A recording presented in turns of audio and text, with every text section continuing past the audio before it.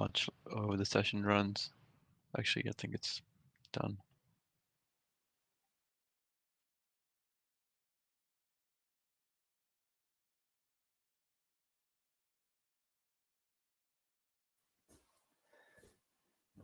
Hey everybody, it's me again. Here we are in the second part of this wonderful thing, and we've got two prize winners from the 9 o'clock audience that we want to see. So we're gonna spin the little wheel, and here we go. There we are. And remember, you got to contact everybody here to claim your prize. Don't just sit on it, because you got to be in it to win it. And I do have my glasses. Who the heck is that? That's Yared Rivera. I think we saw you. Yes, congratulations. You are scoring big time. Well done. And we've got another gift card to do. So make sure you get a hold of those people. And also, there's a grand prize drawing for 2 500 gift cards at the end of this. So you people, all of you. All right. Did I press that? I'm trying to press it. Somebody press. There we go. I got my glasses to see who winner number 2 is. And, oh, there's a lot of names there. Look at that. All right. Glasses close.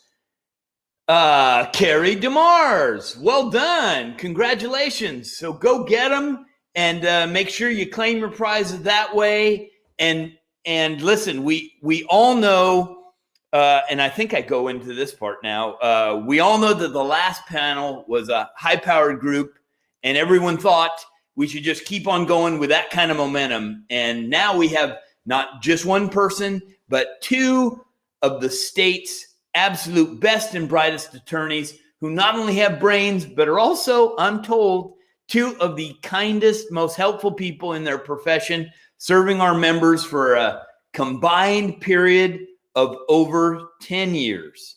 And that's right. We have both Tiffany Banks, NVR General Counsel, and Christal Keegan, NVR Legal Information Line Attorney. And there's a video presentation, and then they'll be on live for Q&A. So I think here we go. Good morning, everyone. Thank you for joining us, the Nevada Realtors legal team, as we discuss real estate impact issues. My name is Tiffany Banks, and I'm General Counsel for the Nevada Realtors. I have been General Counsel for the Nevada Realtors for about 8 years now, and in my role, I work on advocacy, specifically through legislative session, as well as the staff liaison for many committees, including the board, leadership alumni, diversity and inclusion, and bylaws and policy. In addition, I'm the staff liaison for our Leadership Academy, which if we have time later on, I'll try and touch on. With that, I'd like to pass it over to Christal to introduce herself and some of the issues that she works on. Thanks so much, Tiffany. So I'm Christal Keegan, the Legal Information Line Attorney, and it's been great working with Tiffany, tackling our members' burning questions and working together on best practices to keep our members on the right side of the law, of the commission, and in a good way with their clients. I've been here for only 2 years, and while it seems like a short time, we've covered a tremendous amount of ground. And what I do here with Nevada Realtors with the Legal Information Line is I'm here answering members' questions that come through in the legal hotline. And I also write articles and present videos on the hottest issues. And it's a free member benefit. And I think it's something that is very underutilized. So when I go give presentations, I would say a handful of people in every room, members that have been members for many years, don't even know that they can call the Legal Information Line and actually talk to an attorney, and you give great legal opinion. We can't give legal advice, but we can actually walk you through a scenario, and many of scenarios we've heard many times before. Or if there's a trend on something that seems to be a hot topic, that's when you usually start writing the articles so that it's easier than to just share an article or a video with them, right? Absolutely, absolutely. So I've got my foundational law that I work with, the standard duties which govern every licensee, but every call is different. Every facts and circumstances are different. It's just a matter of plugging in those individual facts and seeing how the law applies, and to identify best practices so that our members can have guidance. And just to give information about what type of questions the legal information line is limited to, it's really those that affect your real estate practice. So questions about, your personal legal questions, those are more appropriately reserved for your own independent legal counsel. But I'm here for, again, those questions that affect your real estate practice. So for example, it would be in those areas such as contracts, landlord tenant matters, agency, advertising, and seller's real property disclosure obligations. In ethics issues, sometimes the information line will get questions about that, and those are really reserved best for the local boards. So I would just defer those ethic questions to your local boards. And it's also important that our members know that I'm here for you. As Tiffany identified, the legal information line is a member benefit. So it's strictly for Realtor members, not non-Realtor members or your clients. They need to refer to other appropriate resources available out there to them. It's also, go ahead, pardon me. I was gonna say, and then don't forget to give them, when you're done, the legal information line phone number and email. Absolutely. That's very important, because now that you know the hotline exists, you have to know how to contact me. So thanks for that reminder, Tiffany. It's also important to know that members who call into the legal information line, it doesn't create an attorney-client relationship. So I'm strictly here as a source of general legal information. I'm not intended to be a substitute for individual legal counsel. So if you're looking for an attorney to represent you, you just probably want to reach out to the Nevada State Bar for a lawyer referral. And they have it's a free lawyer referral program. And they can refer you to a real estate attorney in your geographic area. And the rates are very affordable. They've got limits on what attorneys within that referral program can charge for the initial consultation and the hourly fee thereafter. It truly is access to justice at its finest. And so again, this is a great opportunity to hit on that point that Tiffany made. The best way to reach the legal information line is probably email. I would say you get the quickest response if you email me, and that would be infoline@nvrealtors.org. And Tiffany and I both receive those, so we'll field those as appropriately. But again, it's infoline@nvrealtors.org, and we can provide that information in the chat feature here. And our phone number is 800-748-6999. That's 800-748-6999.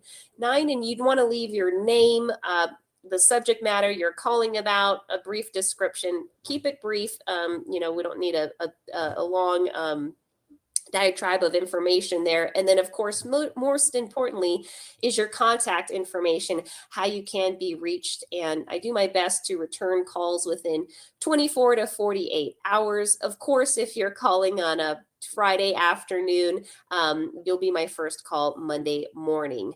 And I did mention as part of my duties that I write articles and videos. And so, and Tiffany as well provides tremendous guidance in the material and literature and the videos we put out there. So really want to highlight that those legal articles and videos are available on our website, which is NevadaRealtors.org, NevadaRealtors.org. And so when you land on our website, you just go under the Legal Center tab, and that's where you'll find the drop down for the legal library. And that'll have our latest articles and videos, which are released as well on our Monday e-news. So if you're on that mailing list, you're getting information hot off the press. So make sure you're on that. And then all the articles subsequently after the e-news are stored on our website's legal library. So again, it's a tremendous source of information that I refer members to all the time. It's one of those things where a member calls and I'll say, oh, we've written an article on that, and so just check it out. So that's just information about what Tiffany and I do with regards to the legal information line and the library videos. I was going to say, Christal, that's great, because if they do call on a Friday afternoon, maybe the answer that they're looking for is contained in one of the articles or videos. So it's also nice that they can navigate through those questions. And I think you organized it now by subject matter, right? So it's pretty easy to navigate by subject matter. Absolutely. Our director of communications, Dan, and I worked on that. And so we've got it organized by subject matter. So on the big ticket items, so articles which touch and concern commissions, they'll have them all listed there in chronological order, with the newest first, and then, earnest money deposits, disclosures, property management. So it's really organized in a way where you can access the information quickly. And just like many local courts have self-help centers, Tiffany and I together have developed a self-help center with that legal library we've got on our website. So really important to know that you've got the tools in front of you. So just make sure you use it so you can self-help if you're in a position where you're reaching out after hours. Thanks, Christal. And then before we get into some of the updates and hot topics and impact issues we want to discuss, so our CEO, Teresa McKee, our wonderful CEO, asked that we make this fun and exciting. So are we going to do our best to make the law sound so fun and exciting? We'll do our best. So let's get ready to do our best. All right, so let's do it. So Tiffany, I've got a question for you. I know you were leading the charge during this past legislative session, and it was an exciting legislative session, to say the least. So can you talk about a few of the bills that passed this session that impacted our real estate industry, sharing that with our members today? Yes, absolutely. And so I wouldn't consider that I led the charge, but I provided the legal support to our lobbyists and legislative management team and the whole crew that was in Carson City.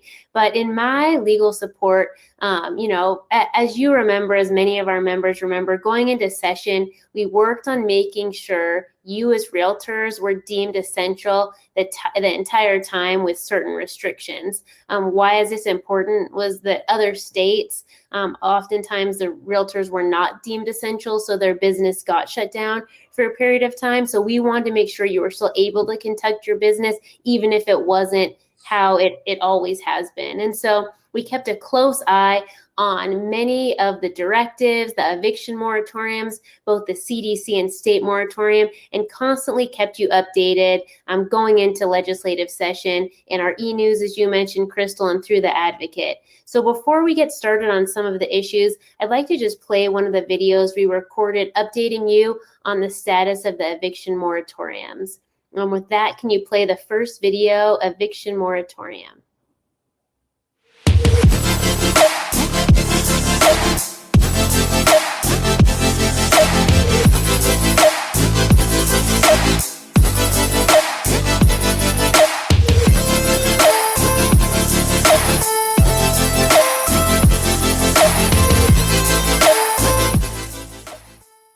My name is Tiffany Banks, and I'm General Counsel for the Nevada Realtors.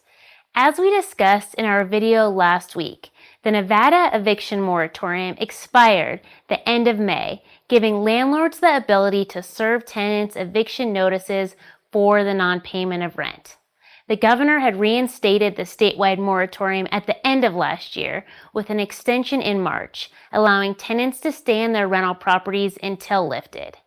Today, we learned that the Centers for Disease Control and Prevention extended the national moratorium on evictions through July 31st. The policy, which has been in place since September of 2020, prohibits almost all evictions for non-payment of rent. The lifting of the statewide moratorium means that a landlord or property manager may begin the eviction process as of June 1st in the non-payment of rent cases. If, however, the tenant is a covered person and has asserted that they are a covered person, because the CDC moratorium is still in effect, the lockout won't occur until after July 31st.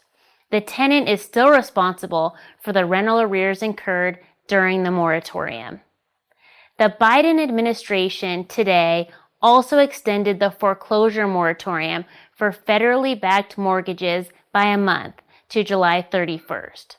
Both the federal eviction and foreclosure extensions are intended to be the final ones that renters and homeowners receive. We will update you in the coming weeks as we learn more information. Have a wonderful day.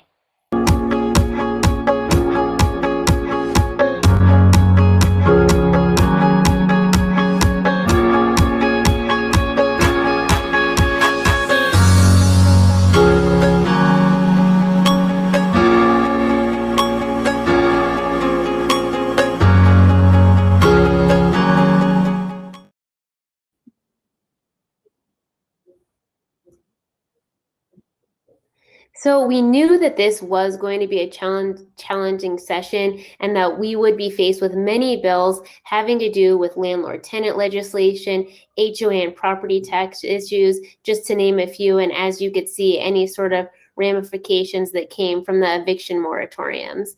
And so I'm going to touch on a few bills that impact you the most. Some of these are property management bills, and even if you are not a property manager, they absolutely impact you and how you do your business, because we advocate for all private property rights in Nevada. So if you have your investor clients or other clients that are looking to move into Nevada, it's really important to understand all of these issues, again, even if you're not specifically a landlord or property manager. So each session we can carry a few bills ourselves because we're constantly going to be playing offense or defense on many of the bills. So one bill that the legislative management team and committee was not considering running had to do with the SRPD. But as soon as we walked into the building, there was some chatter over, I guess we'd say frivolous litigation that had to do with the SRPD. So the best scenario for this would be, say you have a seller that's lived in a property for 30 years, and maybe there was some sort of water damage that was done 25 years ago. They really don't remember. And even if you walk them through the property very carefully and say you have to disclose on your SRPD anything you know about, and maybe they didn't put it on because they don't remember, and you never would have been able to reasonably know there was any sort of water damage done. The property ends up closing, and you are then brought into litigation based on what the seller failed to disclose on the SRPD, even if you had no knowledge or you couldn't have known. And so we crafted language that said that the listing agent or the agent cannot fill out the SRPD, even though you don't, and that's not your practice. There wasn't anything actually codified in statute that specifically said that you can't fill out the SRPD. So we said that you can't fill out the SRPD, and then furthermore, you're not liable for what the seller fails to disclose. And that's under Chapter 113. Why is this important? It's important because you are still liable under your own Chapter 645 for what you know or should know. So again, you're not liable now anymore for those kind of cases like the scenario I gave where there's no way you could have known. You still absolutely are responsible for disclosing things that you know of. So say something was disclosed to you and then you don't disclose it, you still have to under your chapter. So this was a step in the right direction, and again, trying to shield your liability in regards to the SRPD. Another bill that affected you all has to do with the technology fee of $15 that was added per renewal and for new licensees with the real estate division. So any of you that have had any sort of communication or try to do anything as far as technology goes with the real estate division, you know that they are very antiquated and outdated on the technology that they should be using. And so this was actually a bill that we carried on your behalf, and this increases your fees that you pay to the division again to $15 every 2 years. So that's $7.50 per year, and is put into a separate technology fee account only to be used for that. In these discussions, there was a lot of discussion around how do we jumpstart this, because if you wait for the $15 per renewal, that could take a little bit of time. And so there was about $700,000 that was appropriated to the real estate division to jumpstart it. And anything they don't use by sometime, I think in 2023, it has to return to the general fund. But at least then there's a way to jumpstart, get the technology up to date, and then your $15 every 2 years will keep it up to date. So we're actually really, really excited about that. And then the last bill that I'll just touch on today is AB 308. And so this bill has to do with any sort of a grace period on late fees. So many of our property managers and landlords already give a grace fee, already give a grace period for the late fees to their tenants. So say for example, your rent is due on the first of the month. Most property managers and landlords don't really say it's late until after the third. But again, there was nothing in statute that specifically said anything about this. And so we were able to work with the bill sponsor and actually craft a piece of legislation that was very fair to both landlords and tenants alike. And so now late fees cannot be charged until 3 days after rent is due. This is important not only to calculate when rent is due and when late fees are assessed, but to know that you can't start the eviction process then until after these 3 days. So be sure that that you have kept up to date on that information. Do you have to go back and revise your leases? I would say no, just no. So for example, if you have a 6-day grace period in the lease, so you say rent's not late until the 6th of the month, know that would be what's in force. You basically just don't want to do less than 3 days. So if you have no grace period, know that a judge would at a minimum then wouldn't let late fees be charged till 3 days. But if you already have 6 days, then just on the next renewal, you can kind of update your lease then. I don't think you need to go back and update anything now. And with that, I'm happy to pass it back to you, Christal. I'm going to ask you a question, and then later in the chat, we can get into some more in-depth questions on anything that passed this session. Yeah, and I'll have something to add on that. The grace period and the SRPD, a lot of members call in and ask, well, what's the effective date of those? And so I believe it's July 1st, at least for the 3 days grace period for late rent. And for the SRPD, the bottom of the form says September of this year. And so members who are charged with exercising the reasonable care and skill, it's required that you are to be up to date and know when these are effective so that you can follow when these new forms, for example, the SRPD, September 2nd, I think it says at the bottom of the form, and I apologize if that's not right, but it says it there on the bottom of the new form. Just make sure you're using that from that point forward so that it supports and demonstrates that you're exercising reasonable care and skill as one of your duties as a licensee moving forward. And then as Tiffany said, that with late grace periods, exactly, it's effective July 1st. And so it just comes down to if you've got an old lease, the enforceability, it comes up to what the court will enforce. And I do get a lot of questions about that. And then speaking of dates, that's a great point with the dates. So the technology fee, if you have been up for renewal as of August 1st or after, then you would have noticed that this technology fee would have been added beginning August 1st.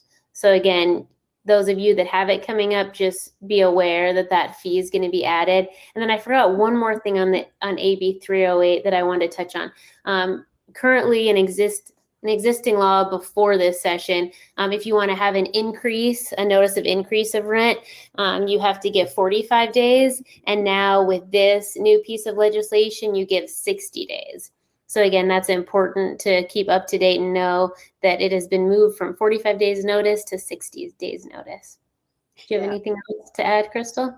Yeah, I would say, and that new law was effective July 1st as well. And I think, too, it's important to highlight that those advance notices of rent increase are supposed to be officially served per the statute. And My understanding is some property management companies and brokerages aren't necessarily doing it. And so if you're not incurring the cost of hiring a process server or, an agent of an attorney or constable, sheriff, just know that you've got to put your case in chief on in front of a judge if it's challenged that you didn't serve this properly. You may have a tenant. You essentially open the door to have a tenant say, "Well, I never received the notice of an increase in rent," and so be prepared to demonstrate that you've got.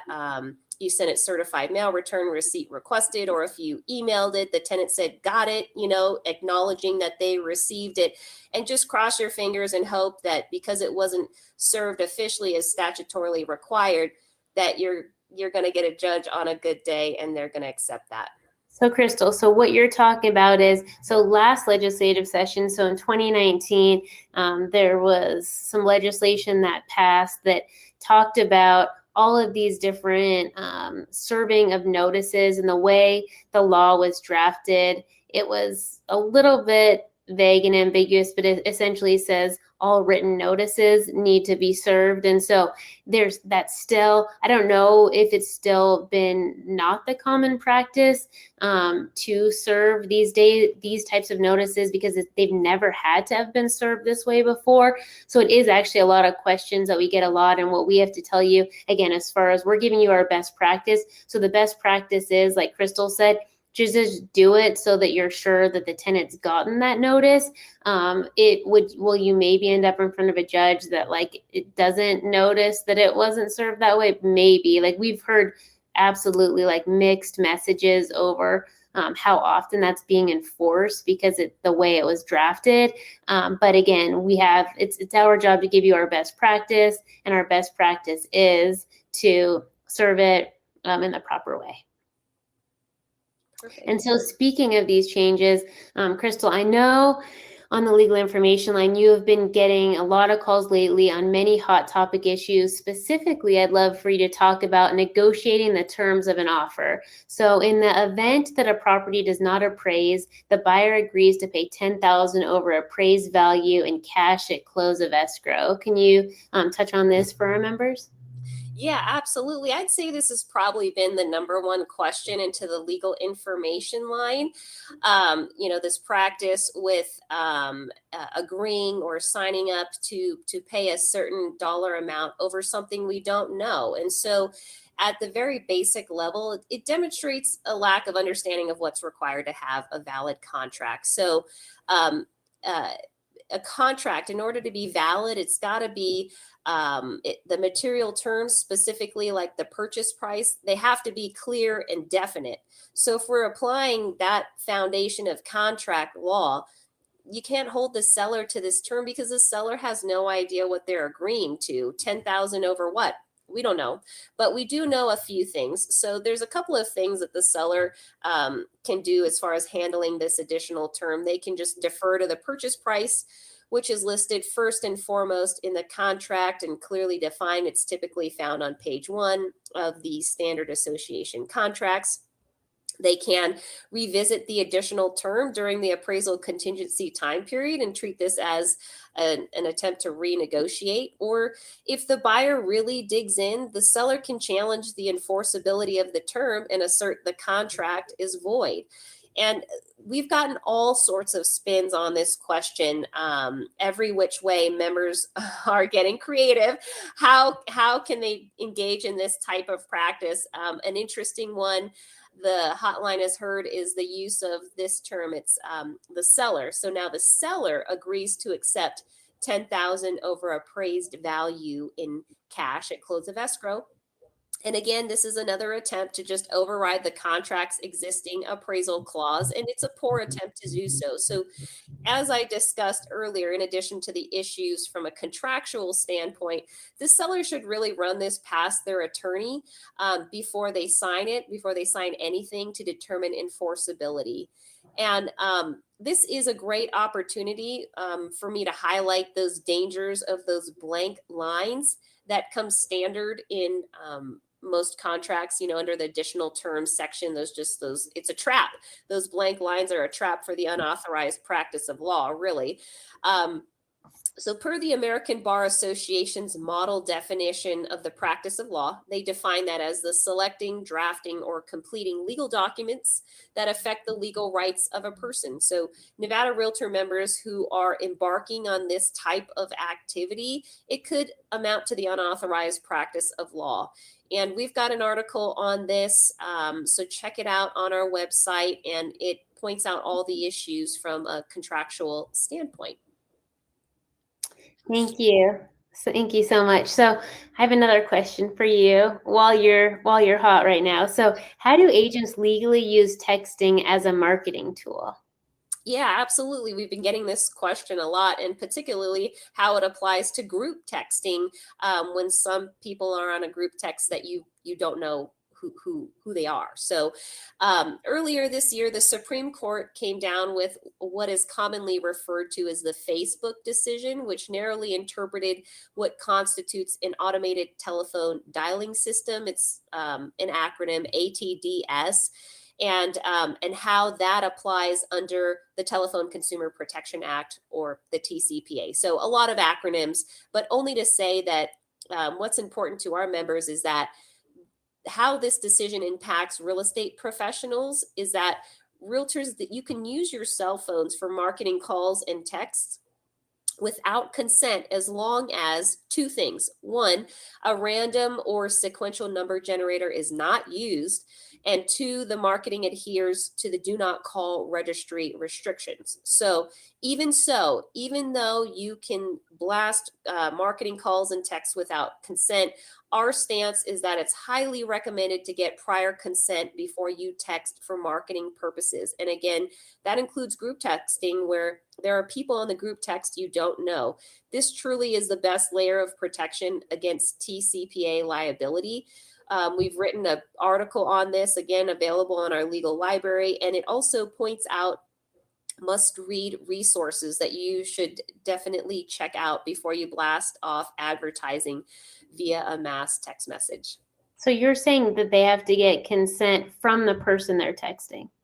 I'm saying that that's our stance, and the National Association of Realtors stance, that that's the best layer of protection, is to get consent before doing so. You can, as long as you hit those two prongs that the Supreme Court has identified, but it's a slippery slope. So again, here just to identify best practices. Okay, and that reminds me also of a bill that was passed last session that has to do with including your license number on advertising. So over these last few years, we've gotten a lot of questions on what constitutes advertising. And so it sounds as though if you're sending a text for marketing purposes, you should include your license number in that text. I would agree with that. All marketing materials need to include your license number, and that's really to support, from a public policy standpoint and accountability. So make sure you're doing that. And thanks, Tiffany, for that additional information. That was really helpful. So let's talk about another legal impact issue we've seen from our members. Can agents let offers expire? Just let them expire. Don't respond to them. Just let them die out there rather than formally rejecting each one. What do you think? Well, I think that this has been a growing trend. I don't know if you've seen the same thing, but it seems as though there's just so many offers these days that it's just this trend of we're not gonna respond. And so if an agent sends a quick email to the other side's agent saying my client rejects this offer or counteroffer, is that a proper rejection? And I know you've also discussed this in written articles on this, but the answer is no. So NEC is really clear that it requires a written rejection notice signed by the seller and the licensee to deliver the signed notice to the other side. So it would be only in the instance where the client refuses to sign the rejection, is the licensee then responsible for providing written notice to the other side, which states that their client refused to sign the rejection. The agent's email in the question above fails to state that their client refused to sign the rejection and creates the appearance that the agent is unilaterally rejecting. So remember, the contract is between the buyer and seller. And again, remember, you as realtor members, you are held to a higher standard. And so, again, something that we've talked about so often over the years and through legislative session is, let's make sure that you raise the bar on professionalism. So how would you want to be treated? And again, we understand that right now the market's hot, and it's been hot for a period of time where you're getting so many offers that you sometimes just feel like, as long as it expired, I don't need to respond. But just think about, like, if you were on the other side, wouldn't you want to know for your client so your client can move on quickly to something else? And so another question that we've gotten is, when I received the rejection from the seller, only the last page of the contract was sent. The rejection box checked and signed by the seller. I feel like these are all like tongue twisters. Isn't the seller required to send the entire contract, initialing the bottom of each page as part of their rejection notice?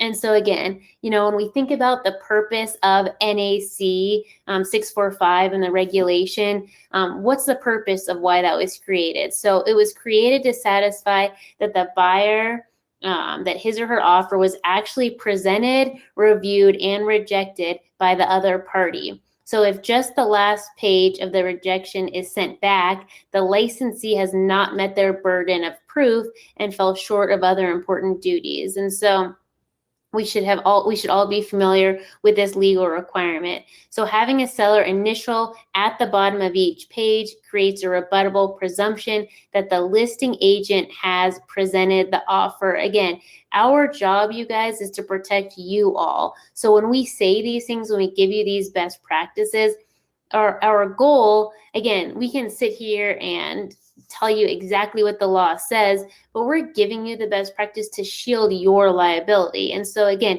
we don't want it to come back on you that you did not present the offer. So this just covers those bases.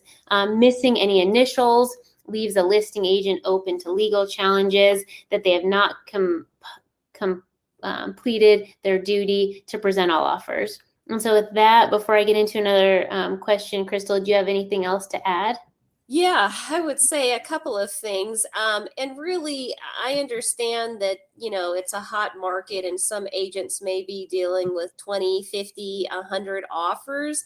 And that seems like an arduous task to kind of take it on and respond to it. But really, you need to do it. And with technology now, with DocuSign, this is something that you can, shoot off electronically, and that will really facilitate expediting meeting your administrative duty to complete those out. And as Tiffany mentioned, leaving blank lines on a contract, I get it, outside of even the context of rejecting offers. Just remember, you're charged with the duty to exercise reasonable care and skill. Every blank line on the contract needs to be addressed. And if it doesn't apply, you're writing NA, or you're putting a line through it, or however your broker has trained you and instructed you how to deal with that. But it needs to be addressed. And the same thing within a rejection, having the initials at the bottom of each page. And so this actually, I know these are sparking all these new different topics, but this actually reminds me of, we should touch on the question we've been getting lately over the multiple offers. So in the past, we've always gotten questions on how to handle a multiple offers scenario from a listing agent's perspective. But now when I hear multiple offers, I think about something else. I think about the buyer's agent that wants to write 4 different offers on 4 different properties because of the market. Do you know what I'm talking about? Are you getting this question? Yeah, absolutely. We wrote an article on it. It's problematic. A former commissioner brought it to our attention. And, we just have to remember, underlying every contract is the duty of good faith. Good faith to enter into the contract. And so if you have an agent who is representing one client and passing off 3 offers in hopes that one will get accepted, well, what happens if 2 or 3 or all of them get accepted? Do you have knowledge that your client is actually able to perform and specifically perform on that contract. And if you don't, you've basically aided and abetted your client and undermined good faith in a contract. So that is not the best practice. You take them one at a time unless your client is ready to, in the event more than one offer is accepted, specifically perform. And we understand the market right now. We do understand that, you know, there are a lot of offers on each property, and you have clients that have been looking for a long period of time and maybe haven't been successful. Like we do understand that urgency. But again, if your client wouldn't be able to qualify to purchase all of those properties, it's not just a matter of, and again, this is just what I've heard as some of the practice, is that an offer gets accepted and then maybe another offer gets accepted and they just don't deposit their earnest money, and they just figure, if I just don't deposit my earnest money, and then like this contract then is void or is going to become void. Like, what's the rationale behind that? And like, I mean, this is the line of thinking I've heard of lately. And from a legal standpoint, I don't know. I mean, I don't know why that, I mean, as an attorney, I can't wrap my head around it. Yeah. Only to say that when the questions come to me, it's an issue just because it undermines the foundation of contract law and that duty of good faith and fair dealing. Yeah, I agree. So we do not support this practice. Do not do this. So Christal, so I really enjoyed one of your recent videos on what does a realtor need to know when presented with a power of attorney. So let's take a minute and play that video now. And after we play it, I would like you to also discuss how a trustee should sign a contract. So with that, play the power of attorney video now. Today's Legal Minute identifies things a realtor needs to know when presented with a power of attorney. First, get it in writing. Don't take a person's word for it. If a person is presenting themselves as the attorney in fact for the principal seller and saying they have a power of attorney, get a copy of it. Trust is one thing. A leap of faith, that's another. Now that you have the power of attorney, number 2, read it. What kind of power of attorney is this? What you're looking for is a durable power of attorney because real estate transactions take time, and a durable power of attorney survives in the event the principal seller becomes incapacitated. Other things that you're looking for in a power of attorney is language that's specific to real property. So it needs to be applicable. We're looking for words like real property, legal documents, financial accounts that authorize a person to act in this applicable capacity.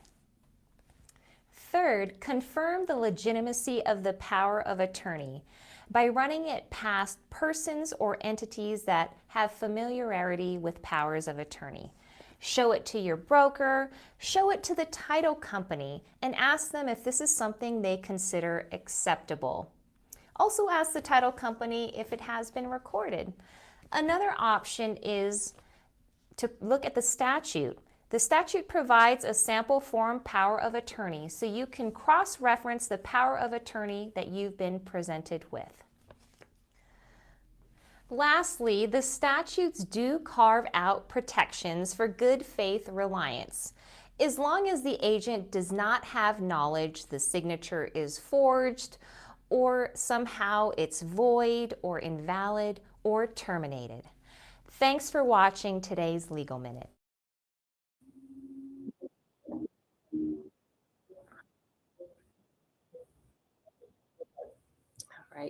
All right, welcome back from that video. And I do have to give a shout out to Dan, our Director of Communications, for putting that together. And so I wanted to talk a little bit more about that video. So a question related to the power of attorney that members often ask is, how should someone presenting a power of attorney sign a contract, or how should a trustee sign a contract? And it's really important that the signature reflects the fact that the trustee is signing in the capacity as trustee. So it would be their name, comma, trustee. And in reference to the power of attorney, same thing, the agent acting on behalf of an incapacitated principal should be signing contracts as name, comma, attorney in fact. And so signing this way, it's really important because it provides a disclosure to the other side. Tiffany, do you have anything to add on that? Nope, I agree. Perfect. All right. And so speaking of those types of questions, I mean, I think about the forms, and one of the questions that we've gotten more recently, I'd say, is, are agents required to provide the signed duties owed form to the other side? So can you please explain? This is nothing new, but it seems to be a trend as far as questions go lately. Yeah, absolutely. Thank you for the question, Tiffany. And you are absolutely right that this is nothing new. And when I reached out to the division to just ratify my understanding of the duties owed, it was a response that was they couldn't believe that this misconception was still happening. So we're here today to kind of clear it up so that we can move forward and really grasp what the purpose of this form is. And so again, I just want to underscore that it's a misconception that this form needs to go to the other side. It does not. And it demonstrates that the purpose of the form is misunderstood. So what is the purpose? The purpose of the form is to disclose the licensee's duties to both the clients and the public. And the misconceptions arise probably for a couple of reasons. One is the form itself has both the buyer and seller signature lines on it. So agents think they need to get both sides to sign, but that's not right. If you look carefully, the signature lines, it has the buyer and seller with an or, so that it can be used whether the agent is representing a buyer or seller. So that's why the framework of the form is set up that way. Another misconception surrounding the purpose of the form is I think agents think they need confirmation of the agent representing the other side. And so that's not right either. Confirmation can be confirmed in the contract showing both the agents and who they are representing. And third, the form is even used at times in leasing transactions to verify to the property manager, the agent that's getting the referral fee for bringing the tenant, and that's also incorrect, just another misuse of the form. So it's for you and your client who you're representing to just lay out the duties of the licensee. Again, yes, great point. I mean, it's for you to tell your client, this is what my duties are, so be sure I'm doing these. And then what if a party is unrepresented? Right. So an unrepresented party, you need to get them to sign that form as well. And it lays it out in the top of that form. It says that the licensee is to provide it to their client and to any unrepresented party. And how do you handle that with the form? Well, you could just have the unrepresented party sign, comma, unrepresented person or something like that. But again, just so you can check that box that you met your duty, and again that you disclosed your duties to all parties in the transaction. Right. And make it clear to the unrepresented party that you're not representing them in any way, but these are the duties. So again, Absolutely. Sorry. I was going to say, I think it's not anything new, but I think it's come up recently enough that it's important to discuss. Yeah, and I would just add on to that it's one thing to say you don't represent someone, like if you have an unrepresented seller, but your actions also have to ratify your words. So if you are holding yourself out or engaging in activities that you would for a client, again, your words and your actions don't match. And have you created an agency representation? So be real careful that not only if you're talking the talk, that you're walking the walk, so to speak, but those should align so that you're in compliance with your duties there. Yeah. All right, so Thank you. Tiffany, I've got a question for you. One of our most frequently asked questions regarding disclosures has to do with the disclosure of a death on the property. So can you tell us about what a listing agent needs to disclose? Absolutely. So this is a common question we've had, again, as long as I've been there, on disclosure.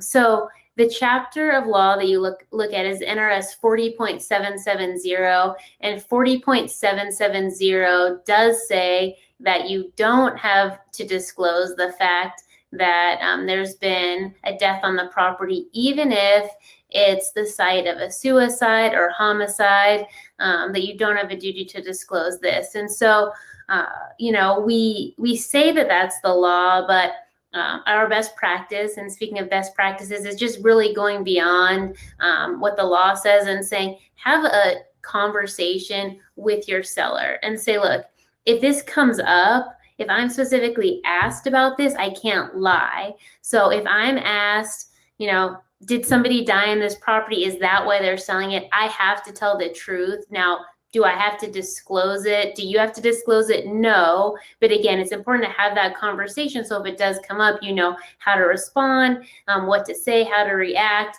And also, I really firmly believe that there's the right buyer for any property. And so I also think that you need to have the moral dilemma type discussion of, do we just want to try to not disclose it, and especially in those cases where either the neighbors know something happened, or it's been on the news or something.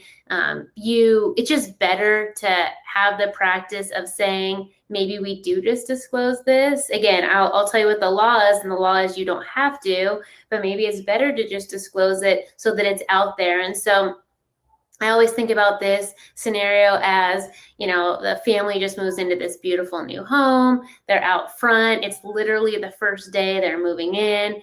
And the neighbor, or the nosy neighbors, we all love the nosy neighbors. The nosy neighbor scenario is almost always in this situation where they come over to the house, welcome them to the neighborhood, and say, and I can't believe you bought this house. Or I can't believe that after what happened in this house that they found somebody to buy it. And then the buyer calls you as the buyer's agent, just freaking out, like, I didn't know this happened. And so that's why, as a best practice, have these real discussions, have the discussions that the house is going to sell no matter what, and have the discussion over whether you decide to disclose it, or if asked, that you're going to have to anyway. So I think it's just important to think about all of that, because those neighbors love to share the gossip on the front lawn.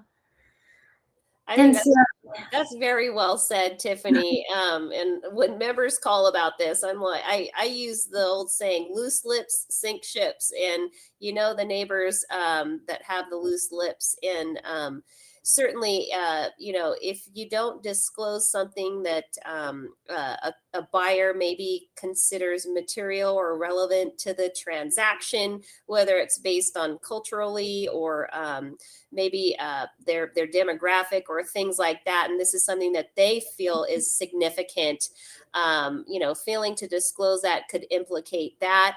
And also, if a buyer finds out that something wasn't disclosed that wasn't necessarily statutorily required to be disclosed, they're going to look for other ways to get out of the contract. They're going to just start poking holes because they don't want the house anymore, because that's something significant or meaningful for them. So rather than having this painful transaction, if you lead with disclosing, you've essentially taken a proactive, a best practice approach. Absolutely.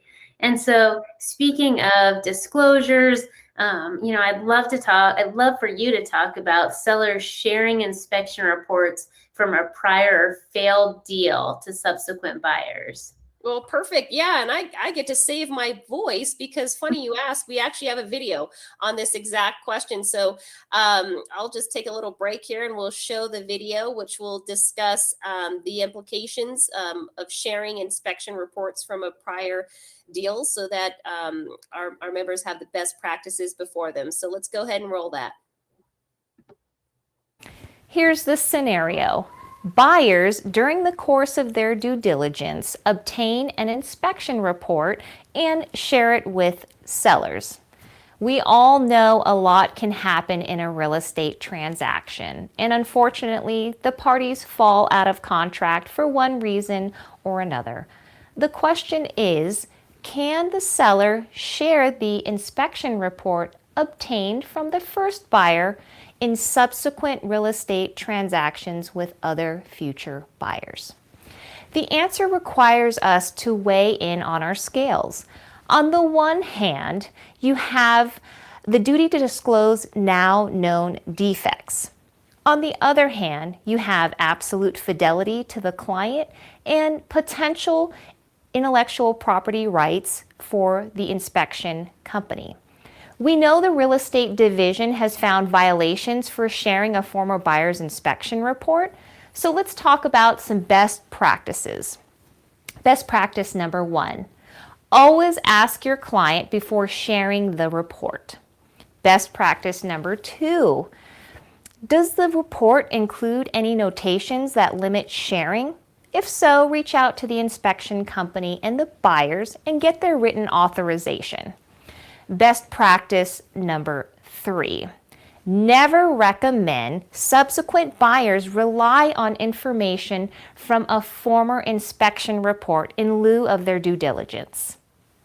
I'll be here to continue to answer your questions into the legal information line. Thanks so much for watching.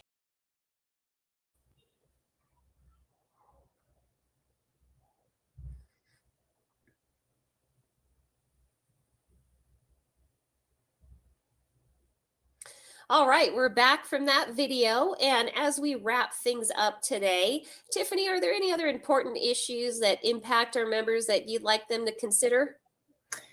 Thanks, Crystal. Yeah, I think I'd just like to briefly touch on 2 other issues, maybe 3 if we have time, that have come up for us recently. So escalation clauses and the use of escalation clauses. So again, as we've stated many times throughout this broadcast, our job is to help guide you into best practices that even if something is not per se illegal. So the use of an escalation clause, we can't find anything in statute that says this is illegal, don't use it. But what we have found is the real estate commissioners have ruled in the past that the use of these types of clauses are a violation of fair dealing. So again, it's our job to warn you, this is what we found. This is what they found rather, and this is why we advise against it. Again, if you call the legal information line, call me or Crystal, we're not going to be able to say it's in this chapter, but we're going to say this is what the commissioners have ruled on.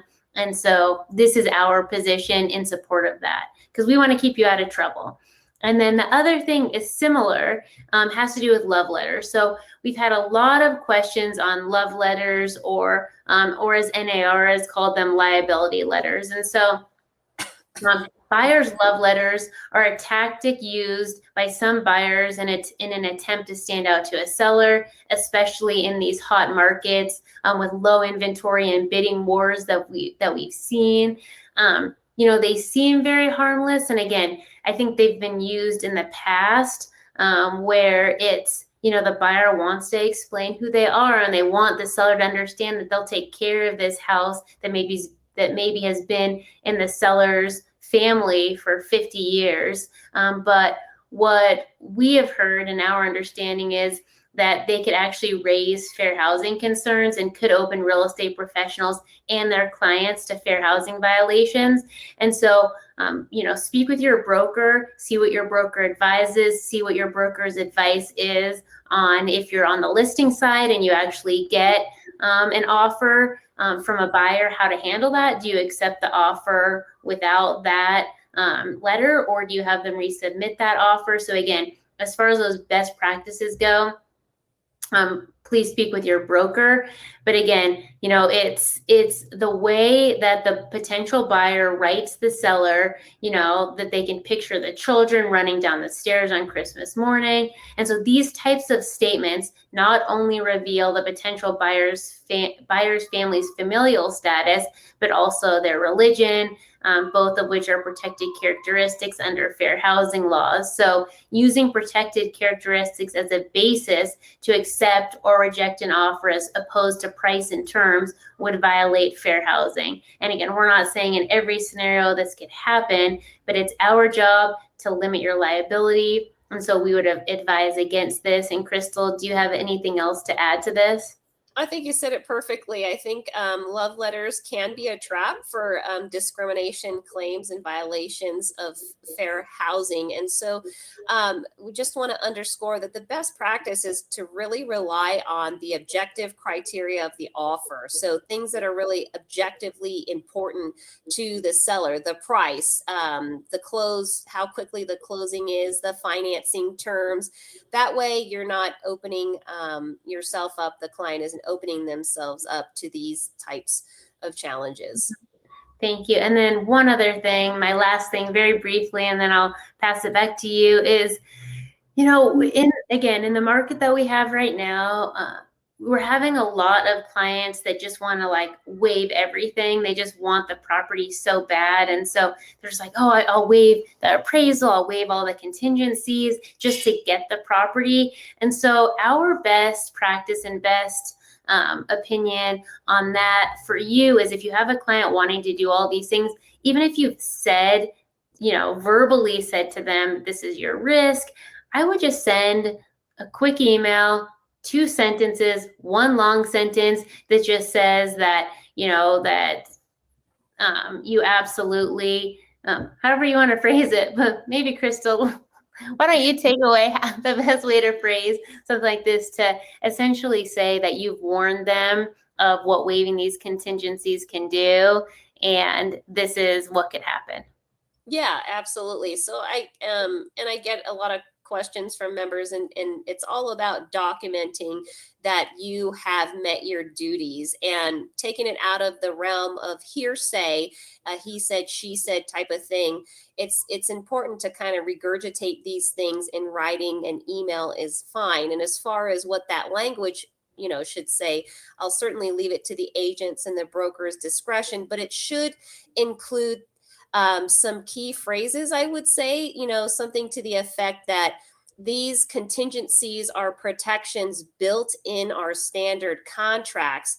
Waiving those or giving those up, you need to seek your own independent counsel so that you understand what you're giving up and what position you're putting yourself in. And then if you want to drop in the Nevada State Bar lawyer referral service, that's great. But then you don't have to shoulder the liability for a client who says, well, you said that if I gave up these contingencies, I'd have a more competitive offer. And now I'm in this transaction completely unprotected. So again, it's really important to get that in writing and say, these are standard, and you would never tell them to give those up. But if they choose to, they have consulted with their own attorney who can shoulder the liability with regards to those decisions, not the agents, not the brokers.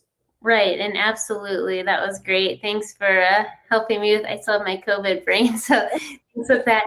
But, and I think something like this goes in your transaction file, right? So you hope that you're never sued, or you hope this is never brought up. But if it is, again, you've shown that you've taken the adequate steps to show that you wanted to protect your client. And these are the ways that you wanted to protect your client. And again, you're not an accountant, you're not an attorney. You can't advise them on certain things that they really need to seek other professionals for. And so I'll pass it back to you. Do you have anything else that you want to touch on? As far as anything we forgot?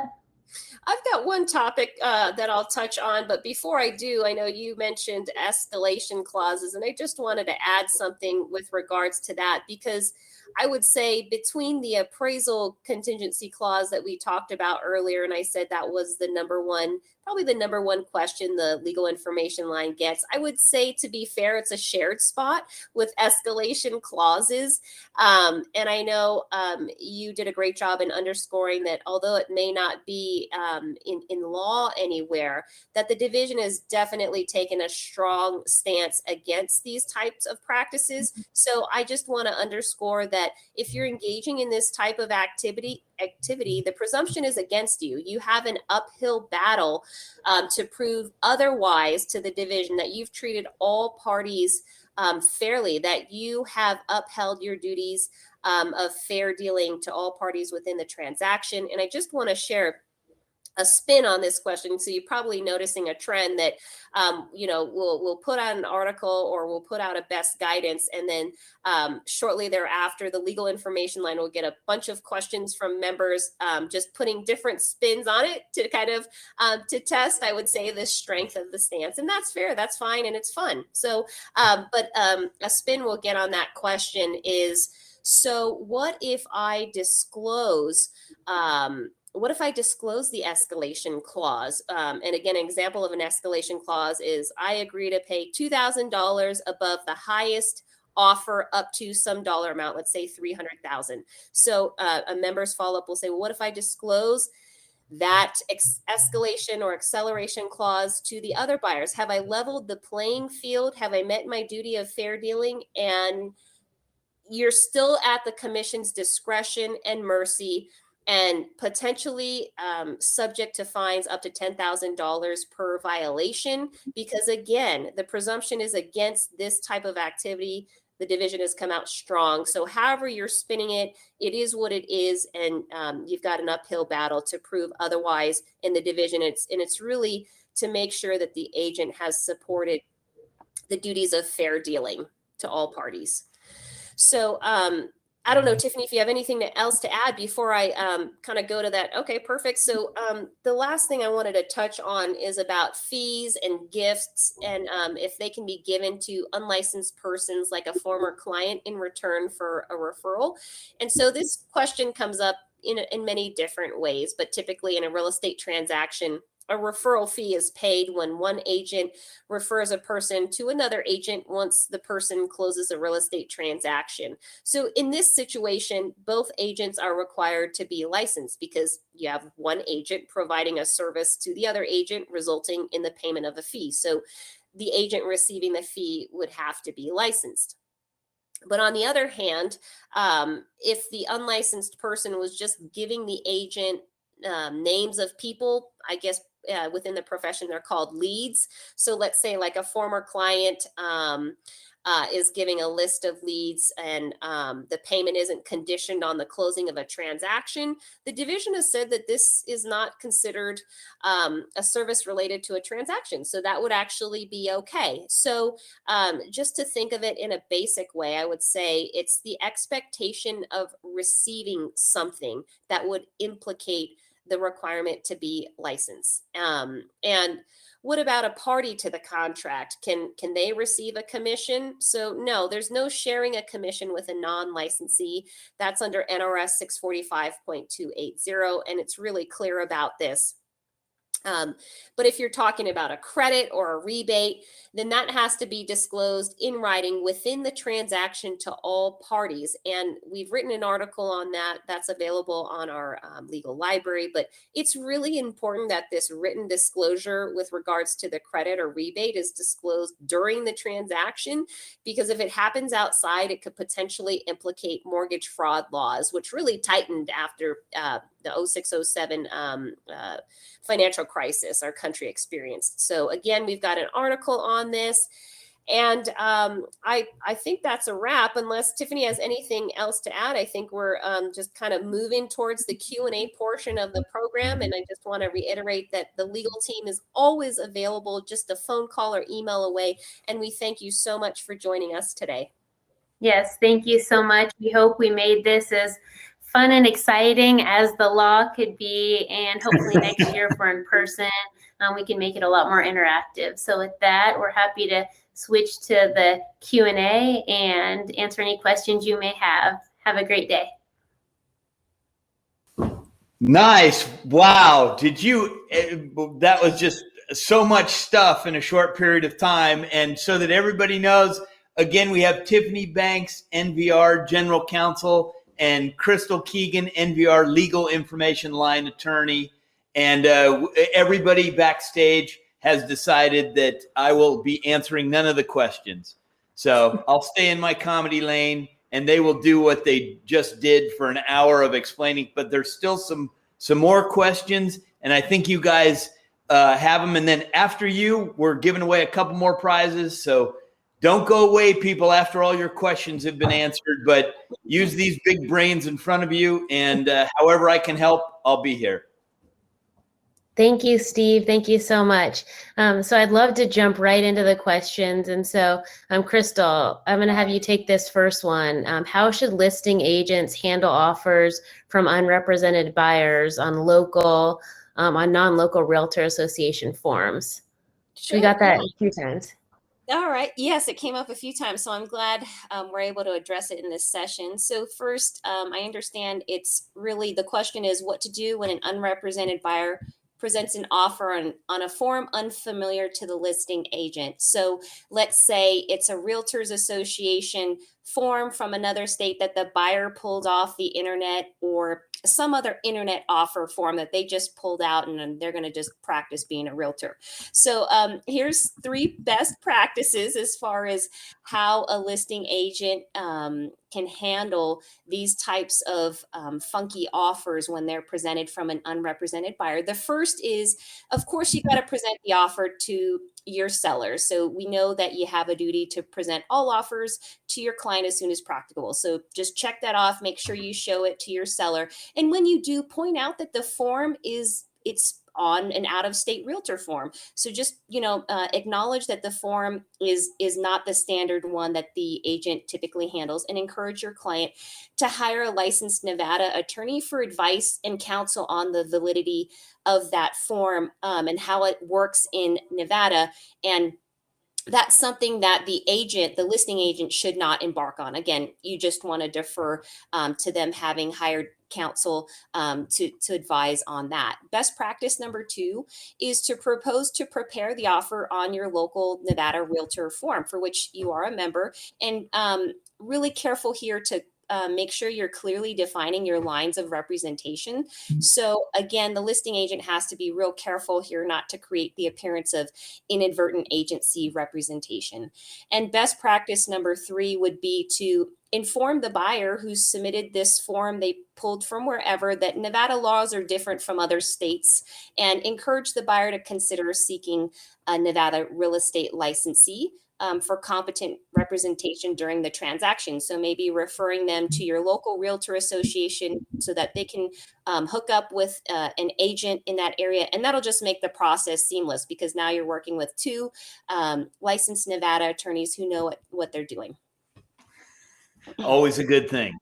And then I see, what if you have a signed waiver to present all offers? And I think there's some confusion over this a lot of times of how that's used. So you either present all offers or you present none. So typically when you're presenting none, it's in the case where a seller is saying, I want to do everything else. I just want you to basically put this on the MLS, but it's almost for sale by offer, or sorry, for sale by owner. I still have the COVID brain. Christal, you may have to jump in. So it's a for sale by owner. And so duty to present all offers. So anytime you have a seller wanting to waive that duty, all that does is just put you at jeopardy of violating your own chapter. So again, our job is absolutely to look out for your clients, but it's really to look out for your best interest and what steps you're taking that could jeopardize you. So be sure when your client's asking you to have a signed waiver to present all offers, like what does that mean? Or do they want to be a for sale by owner, or do they not want to see any of the offers? Then why are they selling the property? Like what exactly that means. Yeah, and I'll jump in. I think my understanding is the way that's typically used, and again, if the seller is going to waive the presentation of offers requirement, they've got to do so on the form provided by the commission. But oftentimes the seller will say, well, anything below list price is a waste of my time, so don't even show those to me. So that needs to be real explicit there. And then you would just know, okay, everything below list price, I'm just going to push over here. And then anything at or above, you would present to your seller as explicitly provided on the divisions form. And then maybe communicating that. Remember, if you're handling multiple offers and buyer's agents are reaching out to you, you would provide that communication to all buyer's agents who are stepping up at the plate and saying, I've got this waiver of offers and we're really only entertaining. I've been instructed to only present offers at list price or above. So, just so you have a sense, you've worked together and that information is across the board for all buyers. And then I'm seeing There's the just question. a ton to remember. It's amazing, you guys. Keep going. I'm sorry. My head's exploding. You guys are taking good notes, right? I hope everybody's taking good notes. So what about canceling the offer during the first day since it's during due diligence? So this makes me think, I think when you say canceling the offer, so once an offer has been accepted, then you're in a due diligence period. So you're not canceling the offer. You're in a contract. Like once an offer has been accepted, you're in a contract. And again, this goes to one of the points that we were touching on earlier with that multiple offer situation where you're having buyers that are making offers on multiple properties and yet they're not able to perform. And so that's absolutely, we do not encourage that practice of entering into a contract and then canceling the first day because you can or because you don't deposit the earnest money or for whatever reason. All it does is put a seller in a bad you in a bad position, it puts a buyer in a bad position. So unless you're serious about making an offer, don't do it. Yeah, and I'll jump in too, Tiffany. Well said. Thank you for that. And just to add, I've seen the legal information line has seen this come up in the instance where buyers are canceling during their due diligence period, but not for due diligence reasons. So most standard contracts say if you're going to be canceling due to a specific inspection, you are required to present the inspection report along with your cancellation. But then it's more broad than that. So if you're canceling just because you're walking, don't like the way the backyard slopes because you've got grandkids coming over or something like that, that's fine. You're able to cancel it. It's basically during that period as the buyer sees fit, as they're, going onto the property for inspections or based on an inspection report, which again would need to be coupled with the actual inspection report. But what the legal information line is seeing is people canceling during the due diligence period because of personal reasons or because something completely unrelated to inspections or that due diligence. And then we just have to remember that underlying every contract is the duty of good faith and fair dealing. And you have not met that because the clause clearly intends to prescribe cancellations and protections during that period with regards to inspections and ensuring that the buyer conducts those and sees them as fit. So something outside of that, I would say a cancellation using that in the improper way is subject really to being challenged and may not give a favorable outcome that the buyer is seeking. You can't get out of it because of a mood. I see what you're saying. Okay. Got it. I see a question in the chat. I thought you have to disclose the death in a house if the house caused the death or there's a meth lab or so. So Daryl, if the house did cause the death, then you have to disclose it. So the exception is that you don't have a duty to disclose if there's a death, whether it's suicide, murder, natural cause, unless the actual house caused the death. As far as the meth lab provision goes, so if the house was a meth house previously and it has not been remediated or deemed deemed safe for habitation, then you do have to disclose that. But if it's been remediated and deemed safe for habitation, then you don't have to disclose that. So all of that's under chapter 40.770.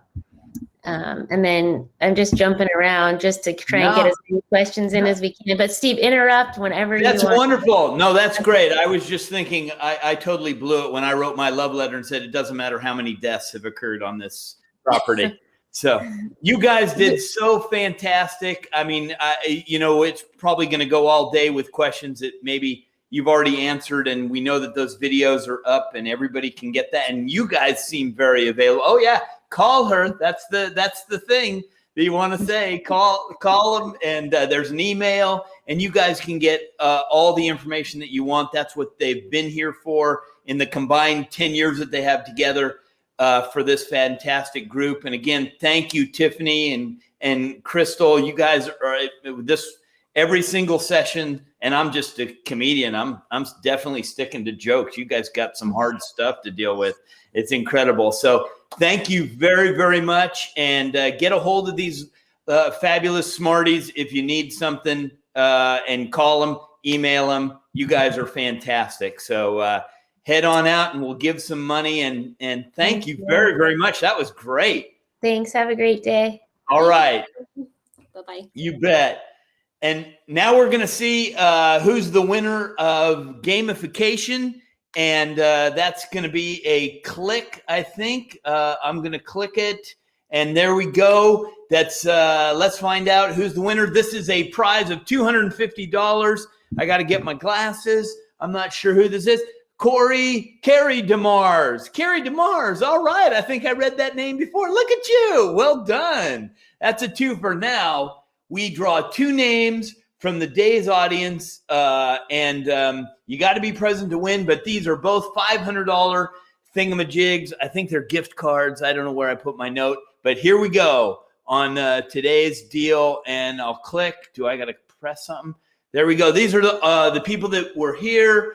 And you guys are fantastic. And we want to also, I'm going to do Mary Perry. Mary Perry. Make sure you contact the folks here to get your prize. And I'd also want to say, before we do this last one, a final thank you to our wonderful sponsors, SentryLock, Realtor.com, the Nevada Rural Housing Authority, our amazing speakers and guests, and of course you attendees that have been with us for 2 days. And we're doing the one more prize, I think. Is that right? We got one more. Put that thing back up. Oh no, am I wrong? Oh, all the attendees. So maybe Mary Perry. I don't know. I'm not sure if I pressed a button wrong. It's all on me. I got to call the lawyers back.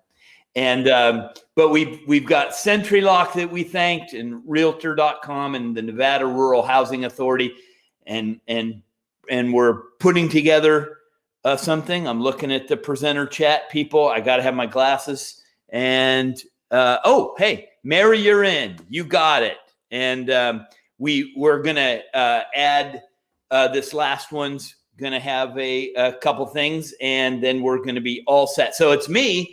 This is where the comedian stretches. And I'm just going to tell you right now that tonight's Friday. It's date night. My wife and I are going to go out on a date, and I am wearing my favorite shirt. I've worn this shirt a lot. It used to be white, and I spilled a little club soda on it, and I had to use some Merlot to get it out. So that's what we're going to do. I'm not sure how long I need to stretch. I got more material, people, you poor things. I've got plenty, like all my golf material. So you can tell me if you want me to do anything.